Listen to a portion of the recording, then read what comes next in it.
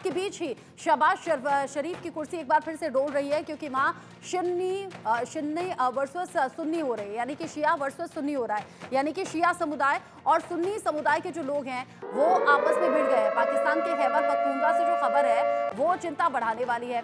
पाकिस्तान के खैबर पख्तूनख्वा में कत्लेआम हो गया है। कुर्रम में शिया और सुन्नी के बीच में खूनी संघर्ष देखने को मिल रहा है। शिया समुदाय ने बाजारों में, घरों में आग लगा दी है। झड़प में 37 लोगों की मौत की खबर है, सैकड़ों लोग जख्मी हो गए हैं। शिया समुदाय की काफिले पर हमले के बाद में यह हिंसा भड़की। 21 नवंबर को शिया काफिले पर हमला हुआ था। हमले में 50 से ज्यादा शियाओं की मौत हो गई थी। पाकिस्तान के खैबर पख्तूनख्वा में अब ऐसे में कुर्रम में शिया और सुन्नी समुदाय के जो लोग हैं वो आमने सामने आ गए हैं। एक तरीके से कहिए एक दूसरे के खून के प्यासे हो गए हैं। और ऐसे में जो हमले हो रहे हैं, नुकसान दोनों तरफ से है। 21 नवंबर को शिया काफिले पर हमला हुआ था और इस हमले में 50 से ज्यादा शियाओं की मौत हो गई थी। अब खबर यह है कि अलग अलग जगह घरों को निशाना बनाया गया है। शिया सुन्नी में जिस तरीके से खून खराबा हो रहा है वो पाकिस्तान सरकार के लिए बड़ा सिरदर्द है और बड़ी चुनौती भी है। शिया और सुन्नी विवाद में 4 दिन में 100 से ज्यादा लोग जख्मी हो गए हैं। जिस तरीके से अभी के हालात बने हुए हैं, यहाँ पाकिस्तान सरकार को बहुत सोच समझकर कदम रखने भी होंगे और बहुत ज्यादा चैलेंजिंग सिचुएशन शहबाज शरीफ के लिए बनी हुई है। शिया और सुन्नी समुदाय के बीच में ये जो खूनी जंग है ये कहां तक पहुंची और कैसे अभी हाल ही के दिनों में ये हिंसा भड़की है, आप जानिए। खैबर पख्तूनख्वा में खूनी हिंसा की खबर है। 37 लोगों की इसमें मौत हो गई है जो ताज़ा घटना हुई है उसमें, और 100 से ज़्यादा लोग इसमें जख्मी बताए जा रहे हैं। कुर्रम जिला है जहां पर शिया और सुन्नी समुदाय में झड़प हुई और ये झड़प बढ़ती चली जा रही है। शिया समूह ज़ैना बियुन ने इस पर हमला किया और कई घरों और बाजारों में आग लगाने की खबर है। सरकारी इमारतों को जलाकर खाक कर दिया गया। गांवों पर हुए हमले और भारी तबाही देखी जा रही है। गांवों पर जिस तरीके से हमले हुए, घरों को निशाना बनाया जा रहा है, भारी तबाही देखी गई है। सरकारी प्रतिनिधि मंडल पर भी यहां पर हमले की खबर है। कुर्रम में कानून व्यवस्था बहुत ज्यादा बिगड़ गई है। इन बिगड़े हालातों के बीच में कैसे हालात सामान्य कराए जाएं, ये एक बड़ा चैलेंज है। 48 घंटे की अगर बात करें तो 100 लोगों की जान अब तक जा चुकी है। पहला हमला जब 50 के करीब लोगों की जान गई, अभी ये हमला जिसमें करीब 40 लोगों की जान गई है। शिया काफिले पर हुए हमले के बाद ये झड़प शुरू हुई और अलीजई और बागान जनजातियों के बीच में ये झड़पें हैं जो लगातार बढ़ रही हैं। 4 दिन के भीतर 100 से ज्यादा लोग जख्मी हो गए हैं। 2 दिन की इन हिंसा की घटनाओं में 100 के करीब लोगों की जान चली गई है। अब इन सबके बीच में मांग भी हो रही है। शिया समुदाय की मांग है जो आप जान लीजिए कि क्या है। यहाँ पाराचिनार क्षेत्र में हिंसा के विरोध में प्रदर्शन हो रहे हैं। शिया समुदाय का हिंसा के विरोध में प्रदर्शन जारी है। ऐसे में पाराचिनार में शियाओं पर हिंसा बंद हो, ये उनकी बेसिक मांग है। सबसे पहली मांग है भोजन, दवाएं और ईंधन मुहैया कराया जाए, ये उनका सीधे कहना है। साथ ही साथ शियाओं ने अफगान सीमा खोलने की भी मांग की है। पाराचिनार हवाई अड्डे को चालू करने की मांग भी शिया समुदाय की तरफ से हो रही है। पाराचिनार से पेशावर तक मुफ्त हवाई सेवा शुरू हो, ये इनकी मांग में से एक मुख्य मांग है। पाराचिनार के लोगों की जायज मांग पूरी करे सरकार, ये सीधे शहबाज शरीफ तक, उनके कानों तक पहुंचाने की कोशिश इस प्रदर्शन में शिया समुदाय के लोग कर रहे हैं। साथ ही अंतर्राष्ट्रीय मानवाधिकार संगठनों से गुहार लगाने की बात भी कह दी है। संयुक्त राष्ट्र से भी मदद की गुहार लगाएंगे, ये उनका कहना है। इन सभी मांगों को लेकर जब प्रदर्शन हो रहे हैं और साथ ही साथ संयुक्त राष्ट्र तक बात पहुंचाने की बात हो रही है, कह रहे हैं शहबाज शरीफ हमारी मांगे माने, सुने और उन्हें पूरा करें। ऐसे में शिया और सुन्नी में झड़प की जो शुरुआत है, ये शुरुआत हुई कैसे, आप जानिए। 21 नवंबर को शिया काफिले पर हमला हुआ। पाराचिनार से पेशावर ये पूरा काफिला जा रहा था। आतंकियों ने काफिले पर गोलीबारी कर दी। इस हमले में 50 से ज्यादा लोगों की मौत हो गई, बहुत से जख्मी भी हुए। इस हमले में दुख वाली बात यह है कि कई महिलाएं रहीं, कई छोटे बच्चे भी रहे जिनकी जान चली गई। 50 से ज्यादा मौतें हुई, 100 से ज्यादा लोग गंभीर रूप से जख्मी हुए इस आतंकी घटना में। आतंकी घटना के बाद ही कुर्रम में अशांति फैल गई और वो अशांति अभी तक भी जारी है, क्योंकि फिर से यहाँ हमले की खबर है और इस बार 37 लोगों के मारे जाने की खबर है। यह आंकड़ा अभी ऊपर जा भी सकता है क्योंकि कुछ लोगों को चोट भी आई है, कुछ लोग जख्मी भी हुए हैं। जिस तरीके से ये घटना बढ़ रही है, उस घटना के बाद में अब शहबाज शरीफ नजर बनाए रखने की बात तो जरूर कर रहे हैं, लेकिन इसमें क्या कामयाबी मिल पाएगी, ये सवाल बड़ा है। इसको लेकर बात हम कर लेंगे। जो हालात अभी पाकिस्तान में बने हुए हैं, मेजर जनरल रिटायर्ड अनुज माथुर सर मेरे साथ में जुड़ गए हैं डिफेंस एक्सपर्ट के तौर पर। साथ ही साथ मेरे साथ में एक दूसरे खास मेहमान भी हैं, मौलाना अली हुसैन कुम्मी सेक्रेटरी से मेरे साथ में जुड़े हुए हैं, all India Muslim personal law board से। आप दोनों का ही स्वागत, क्योंकि एक टॉपिक ऐसा है जो वाकई चिंता बढ़ाने वाला है। पाकिस्तान सरकार की चिंता जरूर बढ़नी चाहिए, इसका सोल्यूशन भी देखा जाना चाहिए। अली हुसैन साहब, सोल्यूशन है क्या? शिया और सुन्नी समुदाय आमने सामने हैं और अब ये नाराजगी कह लीजिए, झड़प कह लीजिए, एक दूसरे के खिलाफ ऐसे बढ़ गई है कि अब जाने जा रही हैं। 100 के करीब लोगों की जान चली गई है। देखिए, ऐसा है कि ये मुसलमान दरिंदे हैं और ये दरिंदे जो हैं अफगानिस्तान की जो दहशतगर्द हैं वहाँ पर जो तालिबान अब तो हुकूमत कर रहे हैं, पहले ये दरिंदे दहशतगर्द आतंकवादी थे और अभी भी आतंकवादी हैं। ये शियों के खून के प्यासे हैं। पाराशरार ने कई बार बेदर्दी से शियों का बेगुनाह कत्ल किया है और छोटे छोटे बच्चे 6-6 महीने के बच्चों को इन लोगों ने कत्ल कर डाला। ये इतने जालिम और जाबिर हैं और पूरा पाकिस्तान हुकूमत जो है जालिम है। हुकूमत सही नहीं वहाँ की, वो खुद दहशतगर्द हुकूमत है।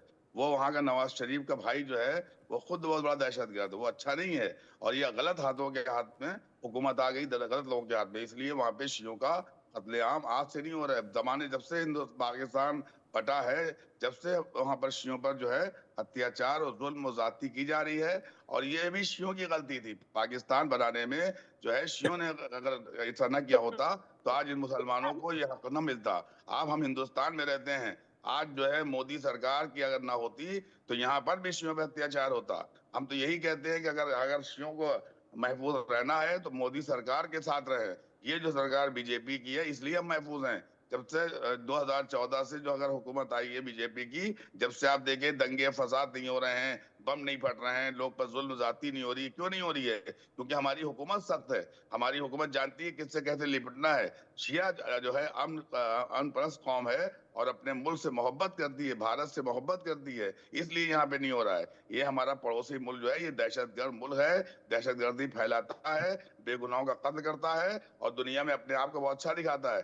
दुनिया में भीख मांगता है, दुनिया में जाकर कटोरा लेके। ये वहाबी जो पूरी दुनिया में जो है ये काम कर रहे हैं, ये पाकिस्तान से इनको जो है सऊदी अरब से इनको सपोर्ट मिलती है, अफगानिस्तान से इनको सपोर्ट मिलती है। अब पाराचनार बेचारे गरीब लोग हैं, बेसहारा है, ना कोई कारोबार है, ना रोजगार है, और इस तरह से ये लोग जो है जुल्म ज़ातिया मुस्तकिल तौर पर पाराचनार में कर रहे हैं। और हुकूमत जो है तमाशाई बनी हुई है, हुकूमत जो है तमाशा देखती है, ना कि हुकूमत को चाहिए है कि ऐसे दहशतगर्दों को, ऐसे आतंकवादियों को बात पर अगर सब हुकूमत को काबू में लेकर कर हो बैठे। रही है मेजर जनरल माथुर सर, अगर हुकूमत को लेकर बात हो रही है तो वहां पर हमेशा अनस्टेबल सी चीजें रही हैं। इमरान खान से अगर उम्मीद थी तो वो जेल की सलाखों के पीछे है, कब निकलेंगे बाहर ये दूर दूर तक कोई अंदाजा अनुमान लगाया नहीं जा सकता। अब इन सब के बीच में पाकिस्तान और पाकिस्तान सरकार तो अलग अलग चैलेंजेस से पहले से गुजर रहा था। फिर चाहे आप बलूचिस्तान देख लीजिए, खैबर पख्तूनख्वा देख लीजिए, उधर पीओके में लगातार प्रदर्शन और रैलियां हो ही रही हैं। अब ये जो शिया और सुन्नी समुदाय के बीच में झगड़े की खबर और झगड़ा और झड़प भी ऐसे कि 100 के करीब लोगों की जान चली जाए, इससे निपटेगी कैसे पाकिस्तान सरकार और सोल्यूशन क्या है?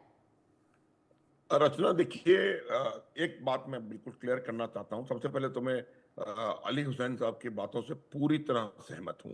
आज के परिप्रेक्ष्य में अगर आप देखें तो हर कौम के लोग, हर धर्म के, हर जाति के, हर प्रांत के, हर भाषा के लोग सबसे ज्यादा सेफ भारतवर्ष में है, इसमें कोई शक ना हो। वो इजरायली भी यहाँ पर आसानी से रहता है और मुसलमान मतलब तो तमाम भारतीय जो हैं वो भारतवर्ष में पूरी तरह सुरक्षित हैं, इसमें कोई संदेह नहीं होना चाहिए।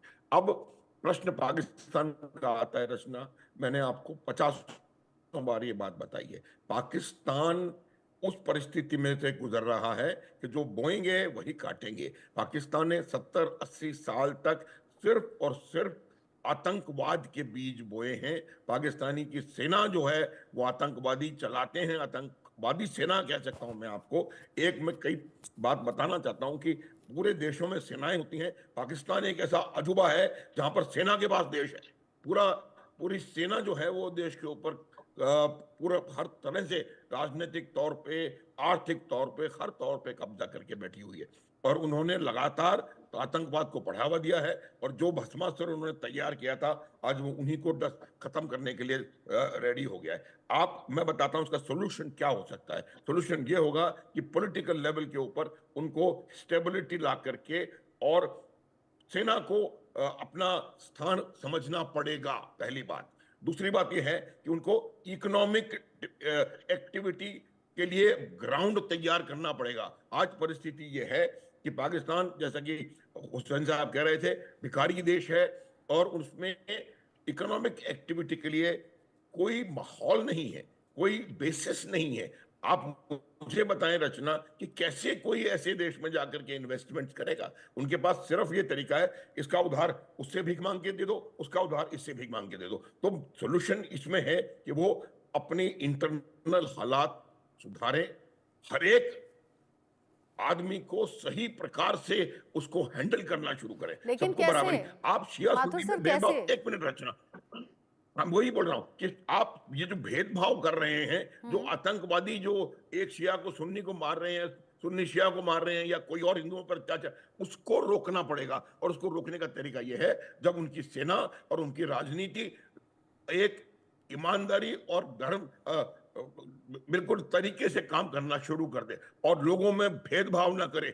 उनका तरीका यही है कि इसको उससे लड़वा करके आप आगे चले जाएं, तो ये नहीं चलेगा। तो उसका सॉल्यूशन यही मैं बता रहा हूं कि आपको अपना आतंकवाद का साथ छोड़ना पड़ेगा, आतंकवादियों को एलिमिनेट करना पड़ेगा, देश में इन्वेस्टमेंट के लिए, इकोनॉमिक प्रोग्रेस डेवलपमेंट के लिए एक बहुत माहौल तैयार करना पड़ेगा। हाँ। और फिर कहीं जाकर के आपको, मुझे लगता है ये हो पाएगा। और ऐसा लग रहा है दूर दूर तक ये तो अगर पॉसिबल आप लगता यहाँ नहीं। पर भेदभाव, अगर ऐसा भेदभाव बिल्कुल खत्म करने की बात है या आतंक को खत्म करने की बात है, पाकिस्तान के हाथ में भीख का कटोरा आ गया, लेकिन जब यहाँ वहां से भीख के कटोरे में कुछ फंड मिलता भी है ना, तो वो आतंक को पालने पोसने में चला जाता है। वहां की जनता भले ही भूखी मरे, लेकिन कोई फर्क नहीं पड़ता, आतंक को अभी भी पाला जा रहा है, पहले से पाला जा रहा है। और इसीलिए बार बार जो हमारे साथ एक्सपर्ट भी बैठते हैं वो कहते हैं जो बीज बोए पाकिस्तान ने आज वही तो काटने का नंबर है। और इसीलिए पाकिस्तान में इतना असंतोष और इतनी अशांति है। अली हुसैन साहब, चूंकि आप हुकूमत की बात कर रहे थे, हुकूमत ही अगर करप्ट हो जाए, हुकूमत ही अगर अपने मुल्क में अमन चैन सुकून की तरफ आगे ना बढ़े, कोई इनिशिएटिव ना ले, तो उस मुल्क का होता क्या है? बर्बाद हो जाएगा पाकिस्तान। देखिए, पाकिस्तान तो बर्बाद था और बर्बाद है। पाकिस्तान कुछ है नहीं, पाकिस्तान भिखारियों का मुल्क है, भीख मांगते हैं। पाकिस्तान के लोग दुनिया में जहां रहते हैं जिल्लत और रुसवाई में रहते हैं, गुलामी करते हैं, और जहां रहते हैं अपना मुल्क बदनाम करते हैं। हमारे भारत के लोग अब जहां रहते हैं वो दुनिया में बहुत इज्जत से रहते हैं, वहां की हुकूमत उनको इज्जत से देखती है। भारत के रहने वाले जिस मुल्क में हम तो दुनिया में जाते रहते हैं, देखते रहते हैं, आप किसी भी कंट्री चले जाइए, वहां पे अगर कोई भारत का रहने वाला है तो वहां के लोग उसका एहतराम करते हैं, इज्जत करते हैं। मगर ये पाकिस्तानी दहशतगर्द आतंकवादी लोग जो है जिस मुल्क में जाते हैं वो मुल्क भी खराब कर देते हैं। दुबई देखिए, अबू धाबी देखिए, शारजा देखिए, कुवैत देखिए, बहरीन देखिए, इराक देखिए, हैं ऐसी मजेदार खबर भी थी कि सऊदी अरब ने सख्ती दिखाई है और पाकिस्तान को हिदायत दी कि भाई अपने भिखारियों को वहीं पर रोके। यहाँ पर पाकिस्तान से लोग आ रहे हैं, भीख मांग रहे हैं, और अपने भिखारियों को वहीं पर रोकिए। सख्त हिदायत पाकिस्तान सरकार को भी दी थी। ये एक अलग सी बात है, इंटरेस्टिंग भी कह सकते हैं या पाकिस्तान को दुर्भाग्य भी आप कह सकते हैं। इस बीच चूंकि इमरान खान का जिक्र हमने किया था, इमरान खान की वजह से शहबाज की बढ़ गई है टेंशन। पाकिस्तान में इमरान समर्थकों ने हल्ला बोल शुरू कर दिया है। इमरान ने आज प्रदर्शन का ऐलान किया। इमरान के समर्थकों को रोकने का प्लान अब पाकिस्तान सरकार बना रही है। पाकिस्तान के सिंध प्रांत में सड़कें खोद दी गई हैं। समर्थकों को रोकने के लिए ये सड़कें खोदी गई हैं। इस्लामाबाद में बढ़ाई गई है सुरक्षा, कई रास्ते बंद किए गए हैं। इमरान खान जो कि लंबे वक्त से जेल में है, जेल में रहते हुए ही उनके कई ऐसे बयान हैं जो सामने आते रहते हैं, कई रिएक्शंस पर बात होती रहती है। और ऐसे में जो इमरान समर्थक हैं वो अलग अलग वक्त पर सड़कों पर आकर ये मांग कर चुके हैं, अल्टीमेटम भी इनफैक्ट दे चुके हैं कि इमरान खान को जेल से बाहर लाइए वरना बड़ी तबाही होगी। इससे पहले भी इमरान खान के जेल जाने को लेकर हमने हिंसा, दंगा, बवाल सड़कों पर कई बार देखी है। माथुर सर, ये जो इमरान ने प्रदर्शन का ऐलान किया और ये जो तस्वीरें हम भीड़ की देख रहे हैं, क्या लग रहा है एक बार फिर से दंगे क्या पाकिस्तान के अलग अलग हिस्सों में होंगे? बिल्कुल रचना, देखिए मैं आपको एक बात बताऊं, जब तक आचार आपका आचरण भ्रष्ट है, जब तक सरकार भ्रष्ट है, सेना भ्रष्ट है और जो उनका जो तंत्र है वो पूरा भ्रष्ट है, तब तक आप मुझे बताएं कि जो जनता उनसे सवाल कर रही है वो आज की तारीख में पाकिस्तान की आवाम कह रही है कि अगर हमें पाकिस्तान बचाना है तो मोदी जैसा एक लीडर चाहिए। ये बिल्कुल बात उनको समझ में आ रही है कि उनकी बर्बादी का कारण उनका खुद की जो जो उनकी सरकार है वो और उनकी सेना है। तो ये उनको ये मानना पड़ेगा अभी, और अपनी प्रायोरिटीज बदली करनी पड़ेंगी। रचना, मैं ये पहले भी कह चुका हूं, प्रायोरिटीज उनकी ठीक नहीं है। अगर उनकी प्रायोरिटी कश्मीर या देखिए आज की परिस्थिति में पाकिस्तान के 3 नेबर्स हैं, ईरान, अफगानिस्तान और भारत। तीनों से उसकी दुश्मनी है, तीनों से उनसे झगड़ा चल रहा है,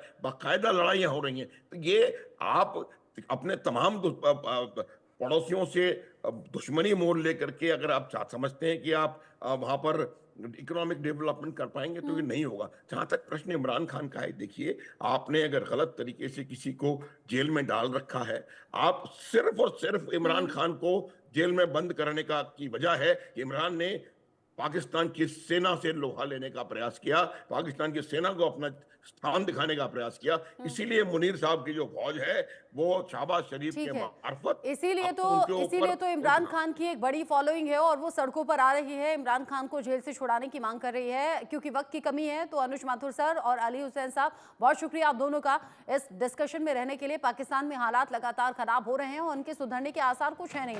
ये कहिए कि पाकिस्तान में इस वक्त गृह युद्ध जैसे हालात हैं। बलूचिस्तान, सिंध, पंजाब, खैबर पख्तूनख्वा प्रांत के हालात बद से बदतर होते जा रहे हैं। पीओके में जनता सड़कों पर संग्राम कर रही है। ऐसे में क्या पाकिस्तान फिर से खंड खंड होने वाला है? रिपोर्ट देखिए।